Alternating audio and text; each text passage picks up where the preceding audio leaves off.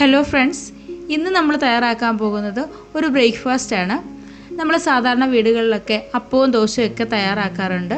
എന്നാലും അതിൽ നിന്നും വ്യത്യസ്തമായിട്ട് വളരെ പെട്ടെന്ന് തന്നെ തയ്യാറാക്കാൻ പറ്റുന്ന ഒരു അപ്പത്തിൻ്റെ റെസിപ്പിയാണ് ഞാനിവിടെ കാണിക്കുന്നത്. ഇത് നമുക്ക് രാവിലെ എണീറ്റ് ഒരു അരമണിക്കൂറിൽ തന്നെ തയ്യാറാക്കാവുന്നതാണ്. അതേപോലെ തന്നെ നല്ല ടേസ്റ്റുമാണ്. അതിൻ്റെ കൂടെ തന്നെ ഞാൻ നല്ലൊരു നാടൻ ചട്നിയും തയ്യാറാക്കുന്നുണ്ട്. അപ്പോൾ എല്ലാവരും വീഡിയോ സ്കിപ്പ് ചെയ്യാതെ കാണുമല്ലോ. നമുക്ക് വീഡിയോയിലേക്ക് പോകാം.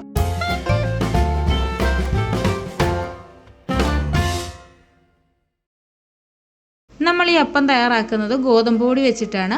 അപ്പോൾ ഞാൻ 1 കപ്പ് ഗോതമ്പ് പൊടി ഒരു ബൗളിലേക്ക് ഇട്ട് കൊടുക്കുന്നുണ്ട്. അതിൻ്റെ കൂടെ തന്നെ നമ്മൾ ഗോതമ്പ് പൊടി എടുത്ത അതേ കപ്പിന് 1/2 കപ്പ് തേങ്ങ ചിരകിയതും കൂടി ചേർത്ത് കൊടുക്കുന്നുണ്ട്. ഇനി വേണ്ടത് ഒരു 1/4 കപ്പ് ചോറാണ്. ഇത് ഞാൻ ചുവന്ന അരിയുടെ ചോറാണ് എടുത്തിരിക്കുന്നത് കേട്ടോ. നമുക്ക് ഏത് ചോറ് വേണമെങ്കിലും എടുക്കാവുന്നതാണ്. ഇനി ഇതിലേക്കൊരു 3/4 ടേബിൾ സ്പൂൺ പഞ്ചസാര ചേർത്ത് കൊടുക്കുന്നുണ്ട്. പഞ്ചസാരയുടെ അളവ് നമ്മുടെ മധുരത്തിനനുസരിച്ച് കൂട്ടിയും കുറച്ചൊക്കെ ചേർക്കാവുന്നതാണ്. ഞാൻ വളരെ ചെറുതായിട്ടൊരു മധുരത്തിന് വേണ്ടി മാത്രമേ ചേർത്ത് കൊടുത്തിട്ടുള്ളൂ. ഇനി ഇതിൽ കൂടുതൽ മധുരം വേണമെന്നുണ്ടെങ്കിൽ കുറച്ചുകൂടി ചേർത്ത് കൊടുക്കാം. ഇനി നമുക്ക് വേണ്ടത് കുറച്ച് ഈസ്റ്റാണ്. വളരെ കുറച്ച് ഈസ്റ്റ് മാത്രം മതി. ഒരു 1/4 ടീസ്പൂൺ ഈസ്റ്റ് മാത്രമേ ഞാൻ ചേർത്ത് കൊടുക്കുന്നുള്ളൂ. ഈസ്റ്റ് എടുക്കുമ്പോൾ നമ്മൾ പ്രത്യേകം ശ്രദ്ധിക്കേണ്ടത് നല്ല പുതിയ ഈസ്റ്റ് തന്നെ എടുക്കണം. നല്ല ഫ്രഷ് ആയിട്ടുള്ള ഈസ്റ്റ് ചേർത്തെങ്കിൽ മാത്രമേ നമ്മുടെ മാവൊക്കെ നല്ല രീതിയിൽ തന്നെ നമുക്ക് പൊങ്ങി കിട്ടത്തുള്ളൂ. അതുപോലെ അന്നേരം നമ്മൾ കുറച്ച് മാത്രം ചേർത്ത് കൊടുത്താൽ മതി. അപ്പോൾ ഇനി ഇതെല്ലാം കൂടെ നല്ല രീതിയിലൊന്ന് നന്നായിട്ടൊന്ന് ഇളക്കി ചേർത്ത് കൊടുക്കണം. ചോറും തേങ്ങയും നമ്മൾ ചേർത്ത് കൊടുത്ത എല്ലാ സാധനങ്ങളൂടെ നന്നായിട്ടൊന്ന് മിക്സാക്കി കൊടുക്കാം. ഇനി ഞാനൊരു മിക്സിയുടെ ജാർ എടുത്തിട്ടുണ്ട്. അതിലേക്ക് ഞാൻ ആദ്യം തന്നെ കുറച്ച് വെള്ളം ഒഴിച്ചു കൊടുക്കുന്നുണ്ട്. നമുക്ക് ഈ പൊടി നന്നായിട്ട് എല്ലാം കൂടെ ചേർത്ത് ഒന്ന് അരച്ചെടുക്കണം. അപ്പോൾ നമ്മൾ ആദ്യം മിക്സിയുടെ ജാറിലേക്ക് പൊടി ചേർത്ത് കൊടുത്താൽ ഇതിൻ്റെ ബ്ലേഡ് കറങ്ങാതെ വരും. നമുക്കിത് അരച്ചെടുക്കാൻ പറ്റത്തില്ല. അതിനുവേണ്ടി നമ്മൾ ആദ്യം തന്നെ മിക്സിയുടെ ജാറിലേക്ക് കുറച്ച് വെള്ളം ഒഴിച്ചു കൊടുക്കണം. അതിന് ശേഷം മാത്രമേ ഇതേപോലെ നമ്മൾ മിക്സ് ചെയ്ത് വെച്ചേക്കുന്ന പൊടി ഇട്ട് കൊടുക്കാവൂ. ഇതിപ്പോൾ ഞാൻ ഒറ്റ ബാച്ചായിട്ട് തന്നെയാണ് അരച്ചെടുക്കുന്നത്. കൂടുതൽ അളവിൽ നമ്മൾ പൊടി എടുക്കുന്നുണ്ടെങ്കിൽ 1-2 ബാച്ചായിട്ട് അരച്ചെടുക്കാവുന്നതാണ് കേട്ടോ. ഇനി ഇതിലേക്ക് ആവശ്യത്തിനുള്ള വെള്ളം കുറേശ്ശെ ചേർത്ത് കൊടുത്തിട്ട് ഒന്ന് നല്ല രീതിയിൽ തന്നെ ഒന്ന് അരച്ചെടുക്കണം. നമ്മുടെ അപ്പത്തിനൊക്കെ അരച്ചെടുക്കുന്ന ആ ഒരു രീതിയിൽ വേണം അരച്ചെടുക്കാനായിട്ട്. ഇടയ്ക്കിടയ്ക്ക് ഒന്ന് ഇളക്കി ചേർത്ത് കൊടുത്ത് വേണം നമ്മളിത് അരച്ചെടുക്കാനായിട്ട്. അപ്പോൾ ഇതാ നമുക്കൊന്ന് നന്നായിട്ടൊന്ന് അരച്ചെടുത്തിട്ട് വരാം. ഇതാ കണ്ടില്ലേ, എല്ലാം നല്ല രീതിയിൽ തന്നെ ഞാനൊന്ന് അരച്ചെടുത്തിട്ടുണ്ട്. കുറച്ച് കുറുകിയ രീതിയിലാണ് ഞാനിത് അരച്ചെടുത്തേക്കുന്നത്. കാരണം നമ്മൾ ഈ മിക്സിയുടെ ജാറിൽ കുറച്ച് വെള്ളവും കൂടെ ചേർത്തിട്ട് ഇതേപോലെ ഒന്ന് ഒഴിച്ചു കൊടുക്കാനാണ്. അപ്പോൾ അതിനനുസരിച്ച് വേണം നമ്മൾ ആദ്യം തന്നെ വെള്ളം ചേർത്ത് കൊടുക്കാനായിട്ട്.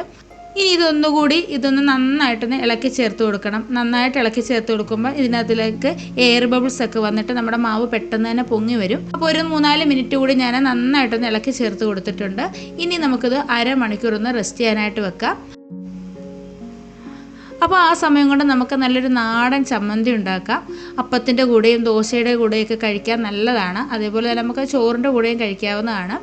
അപ്പോൾ അതിന് വേണ്ടി ഞാൻ കുറച്ച് തേങ്ങ ചിരകിയത് എടുത്തിട്ടുണ്ട്. കൂടെ തന്നെ ഒരു 6 അല്ലി ചുവന്നുള്ളിയും ഒരു ചെറിയ കഷ്ണം ഇഞ്ചിയും എടുത്തിട്ടുണ്ട്. ഇനി ഈ ചിരകിയ തേങ്ങ ഞാനൊരു മിക്സിയുടെ ജാറിലേക്ക് ഇട്ട് കൊടുക്കുന്നുണ്ട്. മിക്സിയുടെ ചെറിയ ജാറാണ് എടുത്തേക്കുന്നത്. നമ്മൾ എത്രത്തോളം ചമ്മന്തി ഉണ്ടാക്കുന്നതിനനുസരിച്ച് നമുക്ക് തേങ്ങയുടെ അളവൊക്കെ കൂട്ടുകയും കുറയ്ക്കുകയൊക്കെ ചെയ്യാം കേട്ടോ. ഇനി നമ്മൾ എടുത്ത് വെച്ചിരിക്കുന്ന ഇഞ്ചിയും ചുവന്നുള്ളിയും ചെറിയ കഷ്ണങ്ങളായിട്ടൊന്ന് കട്ട് ചെയ്തൊന്ന് ഇട്ട് കൊടുക്കാം.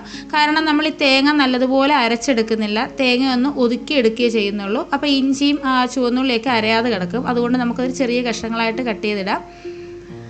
മിക്സി ഒന്ന് ഓൺ ചെയ്ത് കൊടുത്ത ശേഷം പെട്ടെന്ന് ഓഫ് ചെയ്യുക. എന്നിട്ടൊരു സ്പൂണ് വല്ലതും വെച്ചിട്ട് നന്നായിട്ടൊന്ന് ഇളക്കി ചേർത്ത് കൊടുത്ത ശേഷം ഒന്നുകൂടി ജസ്റ്റ് ഒന്ന് ഓൺ ചെയ്യുക. അങ്ങനെ നമ്മളൊന്ന് ഒതുക്കിയെടുക്കുകയോ ചെയ്യാവൂ. തേങ്ങ ഒരുപാട് അരഞ്ഞു പോകരുത്. അപ്പോൾ ഇതിലേക്ക് ആവശ്യത്തിനുള്ള ഉപ്പും കൂടി ഞാൻ ചേർത്ത് കൊടുത്തിട്ടുണ്ട്.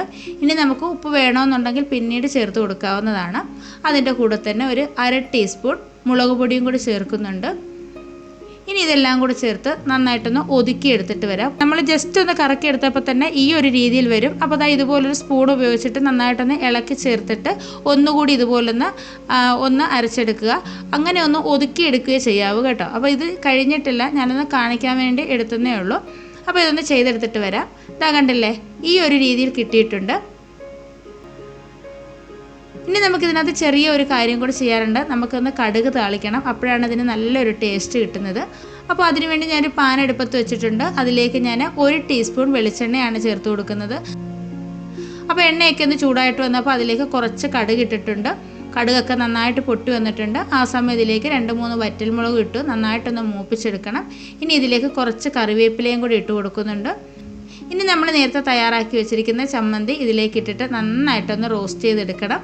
ലോ ഫ്ലെയിമിലിട്ട് ഇതിൻ്റെ നനവൊക്കെ ഒന്ന് മാറ്റിയെടുക്കണം. ഒരുപാടങ്ങ് ഡ്രൈ ആക്കി എടുക്കരുത്. 2-3 മിനിറ്റ് ലോ ഫ്ലെയിമിലിട്ടിട്ട് നന്നായിട്ടൊന്ന് മൂപ്പിച്ചെടുക്കണം. എന്നാൽ ഒരുപാടങ്ങ് ഉണങ്ങി ആ ഒരു രീതിയിലും ആയി പോകരുത് കേട്ടോ. ഇതിൻ്റെ നന്നായിട്ടൊന്ന് മൂത്ത് വരുമ്പോൾ തന്നെ ആ കറിവേപ്പിലയുടെയും ഇഞ്ചിയുടെയും ചുവന്നുള്ളിയുടെയൊക്കെ നല്ലൊരു മണം വരും.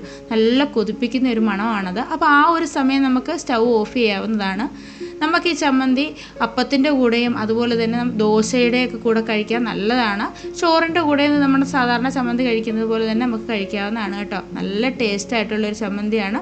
നമ്മൾ ദോശയും അപ്പമൊക്കെ തയ്യാറാക്കുന്ന സമയത്ത് നമുക്ക് കറി വെക്കാൻ സമയമില്ലെന്നുണ്ടെങ്കിൽ പെട്ടെന്ന് തന്നെ നമുക്ക് തയ്യാറാക്കാൻ പറ്റുന്ന നല്ല രുചികരമായിട്ടുള്ളൊരു ചട്നിയാണിത്. ഇപ്പോൾ ഇതാ ഒരു 3 മിനിറ്റ് ഞാനിതുപോലെ ഒന്ന് റോസ്റ്റ് ചെയ്തെടുത്തിട്ടുണ്ട്. ഇത്രയും മതി. ഇനി നമുക്ക് സ്റ്റൗ ഓഫ് ചെയ്യാം. ഉപ്പൊക്കെ കുറവാണെന്നുണ്ടെങ്കിൽ നമുക്ക് ഈ സമയം ചേർത്ത് കൊടുക്കാവുന്നതാണ്. ഒരു അരമണിക്കൂർ കഴിഞ്ഞപ്പോൾ തന്നെ നമ്മുടെ മാവ് നന്നായിട്ട് പൊങ്ങി വന്നിട്ടുണ്ട്. ബബിൾസൊക്കെ വന്നിട്ട് ഈ ഒരു രീതിയിൽ വന്നിട്ടുണ്ട്.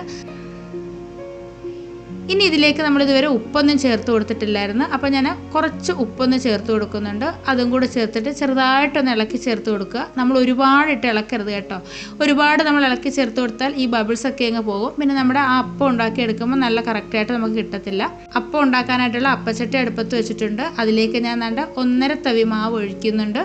മാവ് ഒഴിച്ചു കൊടുത്ത ശേഷം നമ്മൾ സാധാരണ അപ്പം ഉണ്ടാക്കുന്ന പോലെ തന്നെ പതുക്കെ ഇതേപോലെ ഒന്ന് ചുറ്റിച്ചു കൊടുക്കുക. ഇതേപോലെ തന്നെ ചുറ്റിച്ചു കൊടുക്കുമ്പോൾ തന്നെ ചുറ്റിനും നല്ലതുപോലെ ബബിൾസ് ഇതേപോലെ വരും.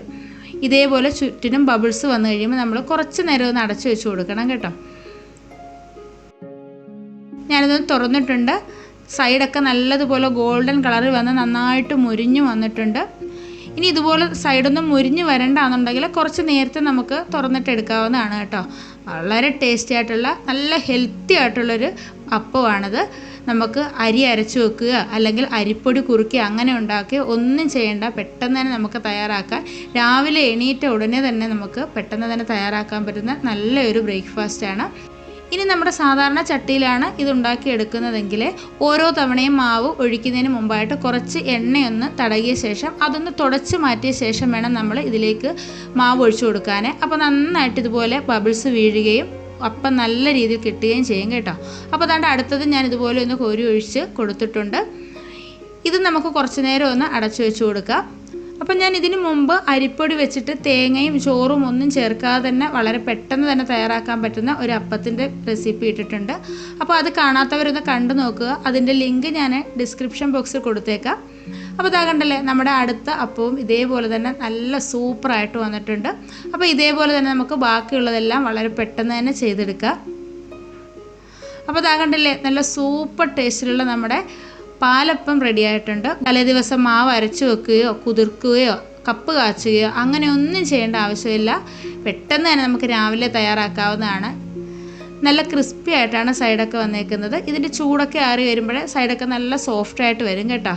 ഇതാ നമ്മുടെ നല്ല നാടൻ ചട്നിയും എടുത്തിട്ടുണ്ട്. നല്ല ടേസ്റ്റാണ് ഇത് രണ്ടും കൂടെ കഴിക്കാൻ. അപ്പോൾ എല്ലാവർക്കും ഇന്നത്തെ വീഡിയോ ഇഷ്ടമായെന്ന് വിചാരിക്കുന്നു. നിങ്ങളെല്ലാവരും ഇതേപോലെ ഒന്ന് ചെയ്ത് നോക്കിയിട്ട് അഭിപ്രായങ്ങളൊക്കെ അറിയിക്കുക.